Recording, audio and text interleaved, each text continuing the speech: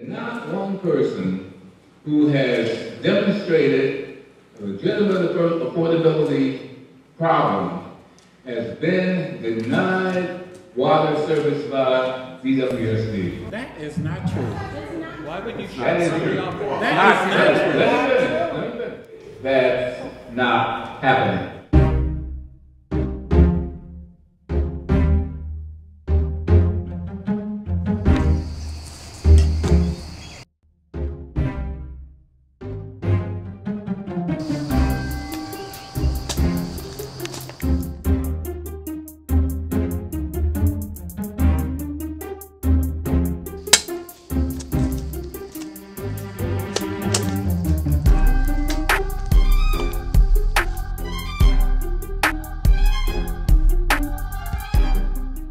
I went to my window and I saw a Homrich truck. It said on the side of it, Detroit Water Collections Project. They proceeded to head down my block and systematically go house to house and shut my neighbors off, one by one.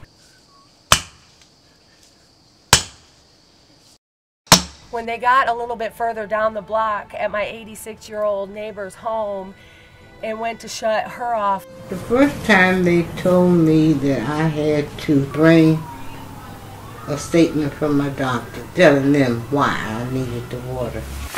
They told me that the doctor had to use this. I went down to plead with them. They just ignored me and proceeded. We can't be social workers and knock on every door and say, do you have an affordability problem?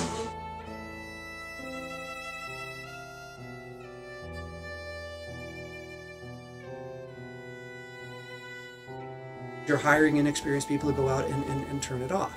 My water was cut off for 8 weeks. I didn't even get a shut off notice. I didn't even get a knock on the door. I called DWSD and say, look, I don't have any money right now. Can I make some arrangements to pay that? This woman came in, her water had been shut off, and she's got this flyer that has, you know, all these different numbers for the what's called DRAP, the Detroit Residential Water Assistance Program, all these phone numbers. She's like, I'm going to call these people. I sat down, I called all the numbers. Each one was disconnected. Ticket number 203. I've also spoken to people whose water was shut off, and they say they never received any kind of shut-off notice.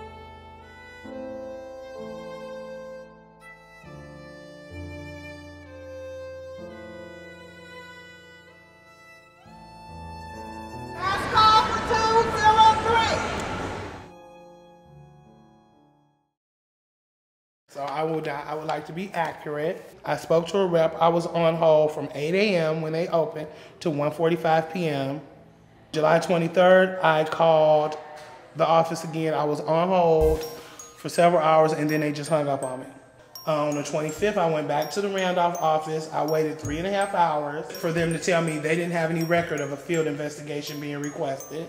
On the 4th of August, I went to the Grand River location and I stood outside from 9:30 until 2:57. If the water is being turned off, going to be turned off, they know in advance so they can try to go to cousin, next door neighbor, or pawn shop or whatever. A lot of people may be able to scrape together enough money. The real question, given the endemic poverty, is how long it will stay on.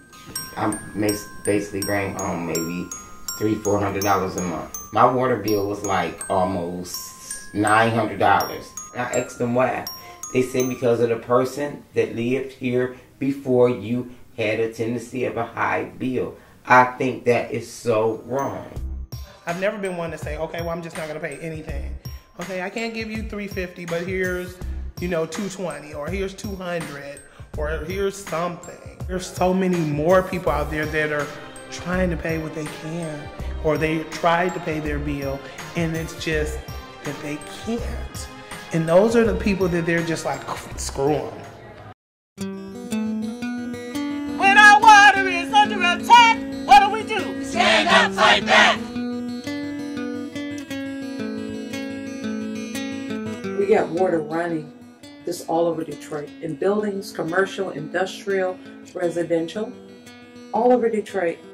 And at the same time, a massive residential water shutoff campaign. Over time, what will emerge will be a very strong pattern of the places where water is turned off or turned on but not kept on because they can't keep paying the bills will be very closely correlated to the most distressed neighborhoods. They don't want you to see that the water is connected to the housing is connected to the land is connected to the voting rights.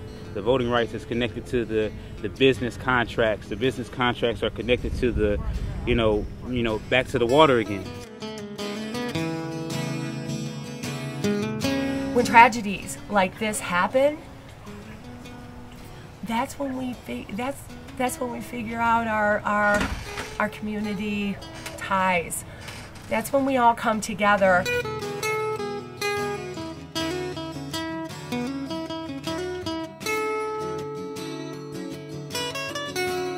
The Water Rights Hotline was created by people that are working to get immediate help to folks. It's all voluntary. It's Detroiters helping Detroiters.